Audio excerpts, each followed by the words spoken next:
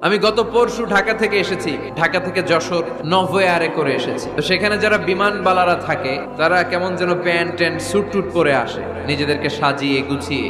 এই বিমানবালাগুলো লিপস্টিক মেখে নিজেকে মেকআপ করে প্রদর্শন করে, কারণ তাদের সৌন্দর্যটাই হচ্ছে এখানে আসল জিনিস। সৌন্দর্য না থাকলে এদেরকে এয়ার হোস্টেস বানায় না। আমরা সিটে বসলাম, ইনস্ট্রাকশন দিল বিমানটা এখন টেক অফ করবে। ইন দ্য মিন টাইম এই মেয়েটা মাইক্রোফোন হাতে নিয়ে বলতে আরম্ভ করলো, ভদ্র মহিলা এবং ভদ্র মহোদয়গণ, আপনারা আপনাদের সিট বেল্ট গুলো বেঁধে নিন। এখনই আমাদের উড়োজাহাজটি শাহজালাল আন্তর্জাতিক বিমানবন্দর থেকে 14,000 ফিট উপর দিয়ে যশোর বিমানবন্দরে উদ্দেশ্যে ছুটবে। আল্লাহু আকবার, আল্লাহু আকবার, আল্লাহু আকবার। তো আমি ঘাড় ঘুরে তাকাইলাম, কিরে আল্লাহু আকবার বলে কেডা?